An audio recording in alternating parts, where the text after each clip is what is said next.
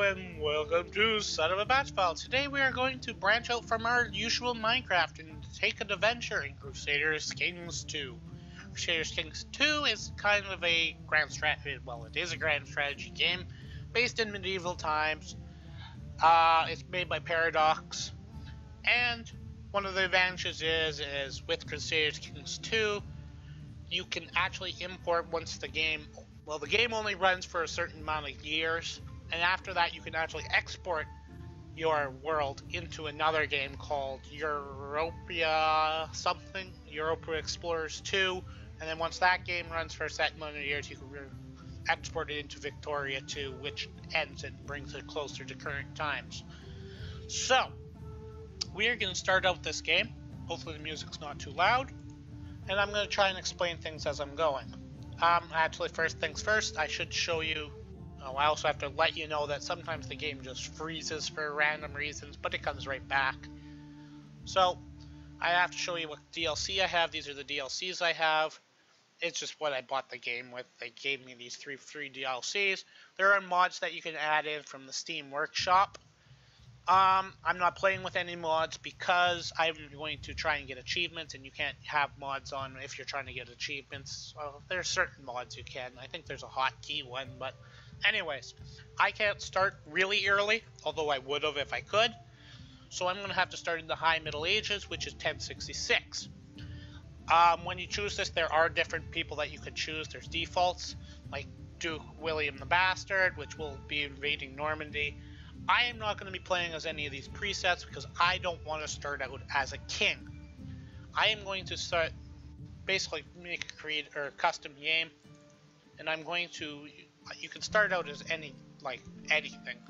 You can start out as the King of France if you really wanted to. I'm personally going to start out over here in Ireland. They call this Noob Island for the new players. I want to make myself easy for myself so the series can last longer. Although I have played quite a lot as like the King of England, and I ended up having an empire the size of half of Europe. But I'm going to be starting as this guy right here. It has a really high difficulty, but it's not really that difficult starting out as him. I'm going to turn on Iron Man mode because that will enable achievements. You have to have that on to enable the achievements. I'm going to explain some more once we get into game. So let's start the play. We are going, as you can see, I have quite a few save games. I've played this game a lot. I am going to call this Iron Man YT. Let's hope I'm recording this time. And we're going to start the Iron Man. And while that's loading, I'm going to make sure that it's recording. I am actually recording. That is good. And we're in game. Okay, so first things first.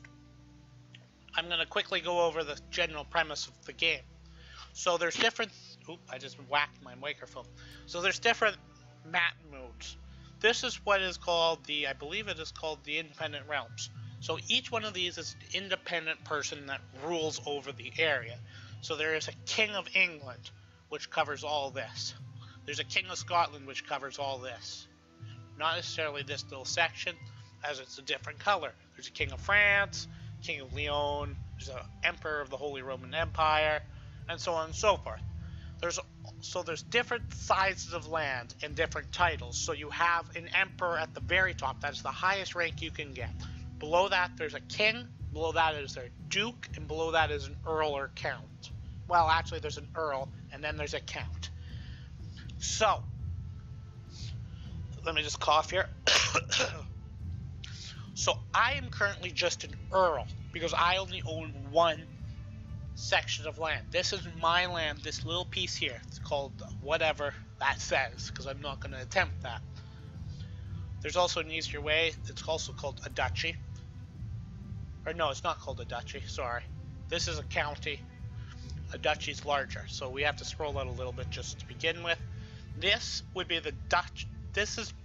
My county is part of the Duchy of Mumu, or whatever you want to call this. I am not the Duke of Mumu. The guy that I believe lives here is the Duke of Mumu, who is... Okay, why is this not clicking? I don't know why this is not working. Hello? Anyways, it's Petty King Machar of Mumu. Whatever. This is his capital. Can I not? Why can't I click on things? I'm a little confused why this isn't working. Anyways, you can click on things, usually. I don't know why it's not clicking. It's not even allowing me to click on my own land. Okay, well, whatever.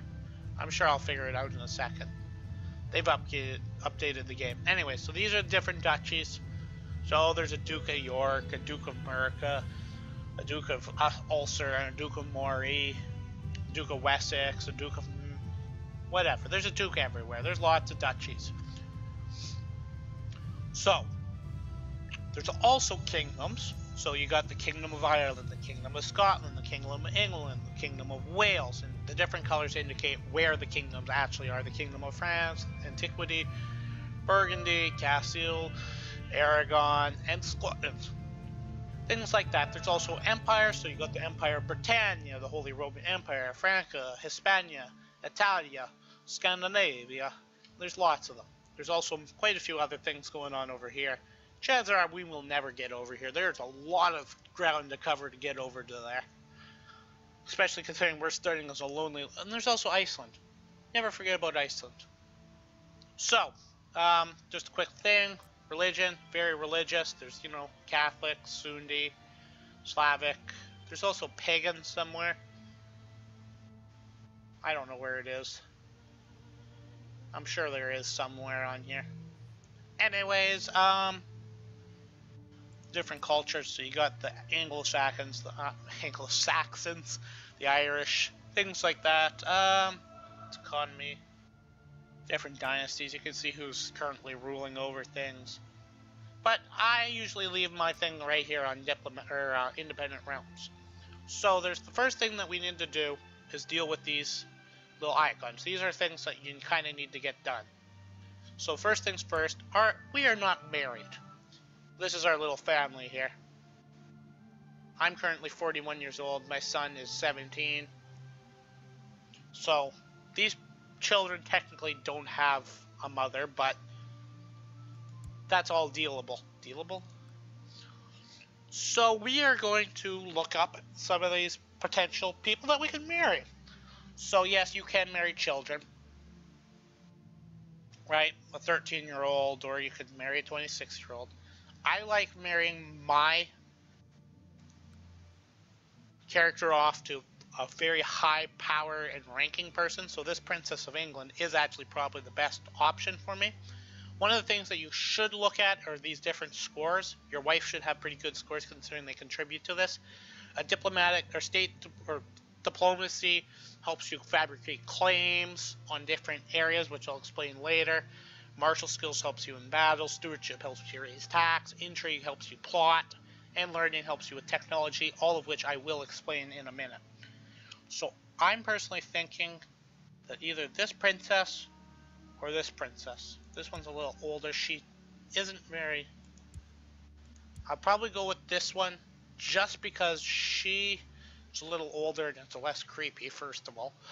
And also, you also should look at these traits, but I believe that these are... she's probably the best option. So you just kind of give it a right click and you send a patrol notification. So I have to actually let some time tick before the notification will be responded to. Chances are it will. My heir is also unmarried, so let's find someone for him to marry. Once again, we want to go by rank.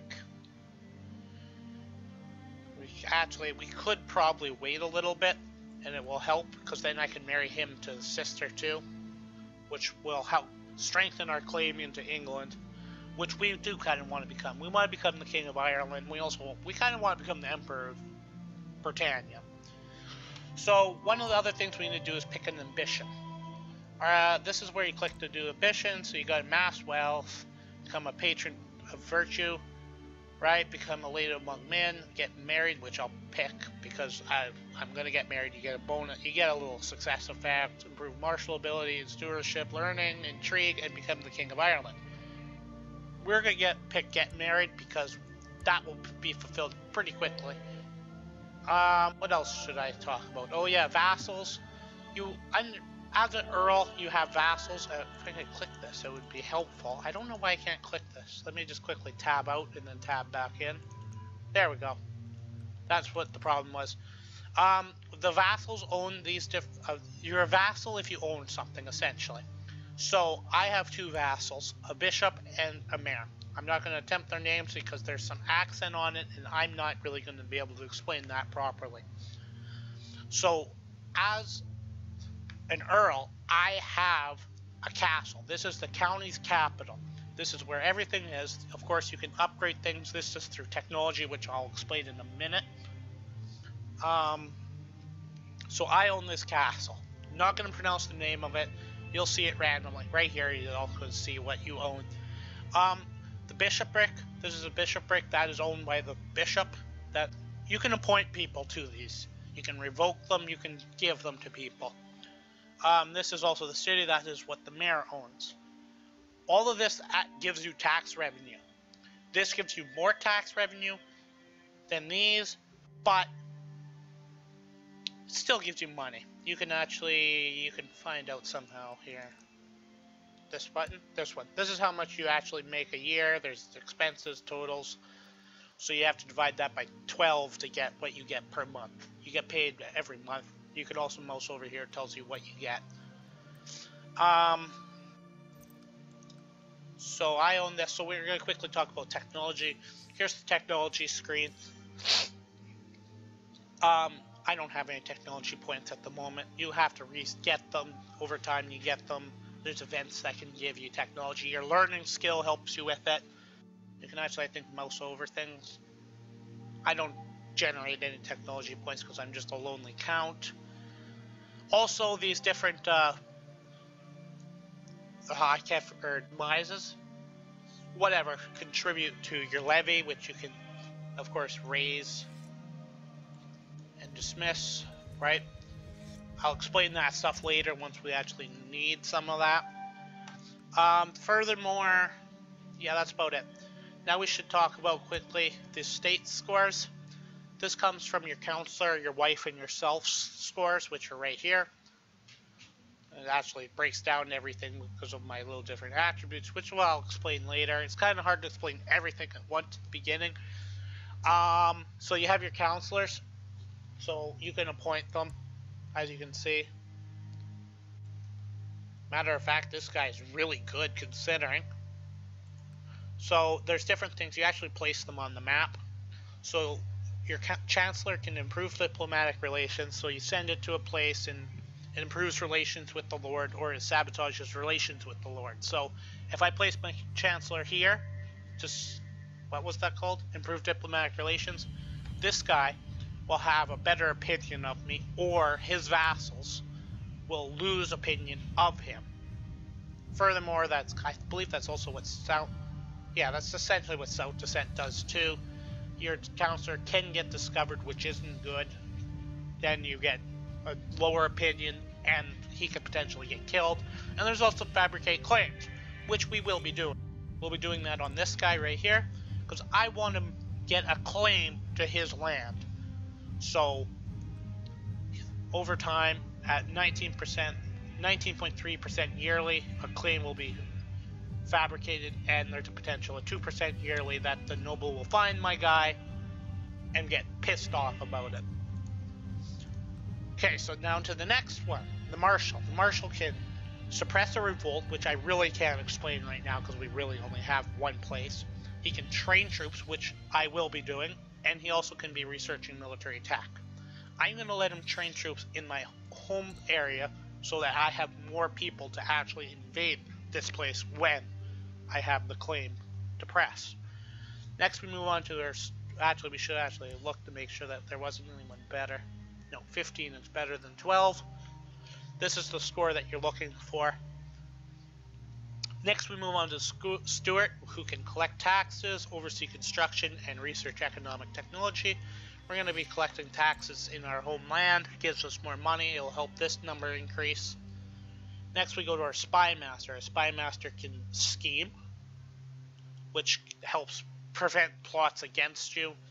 Build a spy network, which helps you whiff plots against other people and also study technology. Typically I don't do very much of him. I usually just put scheme, throw him here, even though at this point it's really useless. And then you also have the court chaplain, who can, whatever. I'm not even gonna, there's a Y in there. I'm having a moment. Totalize, whatever. He can also research and improve religious relations. Usually I pick him and I send him down here to the papacy, which is the Pope, right? It'll help us with that. The Pope won't excommunicate us then. So those are our different counselors. Now we can quickly look at laws. You can change laws here, so at the moment I really don't want to change anything. These are the different type of succession laws. Currently with Graveltine, it's divided among my children. I don't like that personally. I usually change it directly to this. That essentially allows all of my titles to be passed directly on to my oldest child. It just helps me keep my empires together. People don't like him because he doesn't hold any land, which I can actually give him some. It's not that difficult to do. So that's laws. Here's your military, so you can raise levies. So this is my personal levies. So I raise them. I have 1,300 troops. You just can disband the unit. As long as it's within your land, you don't lose any troops. There's also mercenaries. They're expensive as hell, but they're good for in a pinch. And we can't really do much with holy orders at the moment because the game's too early. There's also fleet versions, so 17 boats, you can raise boats. You can also dismiss boats from this menu.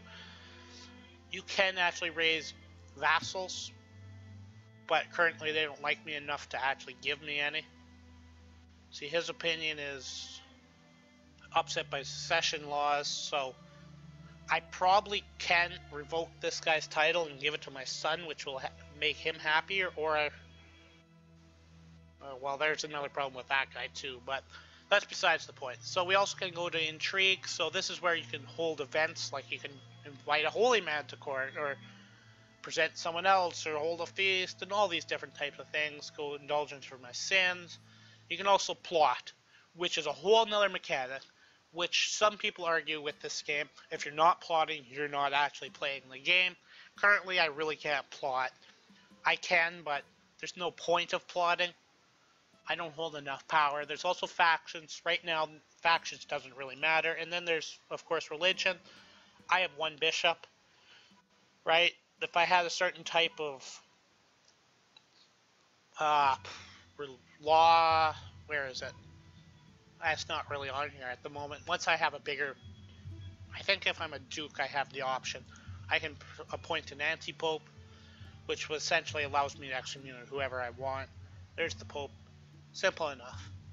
So now I believe we should let a little bit of time pass, so let's just unpause this game. I hope I've explained everything. We need to just wait a little bit to see if... Oh, look at that. He's going to allow the marriage to go through. So as soon as she turns of age, I will be able to marry her.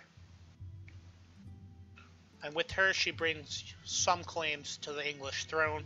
So if we have a child together, and this is where plotting actually comes into play. Since there's only so many children, if I kill out all of her siblings, and her child with me, therefore would become the heir into the English throne. Hypothetically, there's a lot of killing involved. So, what I would like to start doing is start a plot. See, this is also the other problem. Sometimes it's not exactly straight across. You have to kill out siblings sometimes. But currently, I have a better chance of killing him. I have no chance of killing him. We're not going to plot quite yet. I don't have enough power. Once I get a count, once I become a duke, I'll probably have enough power. It should be fine. You can kill back a lot. You can always look at the dynasty trees and just kind of go like this and see how things work. But that is about it. So I also wanted to see if I can marry him off to the other princess, just to really secure my Yeah, I want to secure my position on that English throne by actually making sure that two of my heir will also be marrying into it, so his children will also have a claim onto the throne of England. So that's that. They're actually at war. They're currently at war with Duke of William and against King Harold of Norway. William, I believe, is right here, and of course Norway is there. So that will screw up a lot if... Wait, oh, that will actually throw a wrench in my plan if he actually wins. So what you could potentially do... No, I can't. I was going to say I could probably offer to join the war with him. I'm just curious. Oh, that's just searching characters. So I have an unrelated son. Hypothetically, I really need to give him some land to help people like him better. But the problem is I don't really have any land. So, this is when you go into looking at things. He doesn't really like me. So what I could potentially do is revoke the title from him. So here's the fact if we revoke the title from him. So I'm taking away for 25 prestige. I don't have 25 prestige to take it from him, so I do need to get some prestige. I'm gaining some quite a bit per month. So once I get that, it'll be easier. It will lower opinion, it doesn't matter because he'll be leaving my court right away. And 20% of other vassals.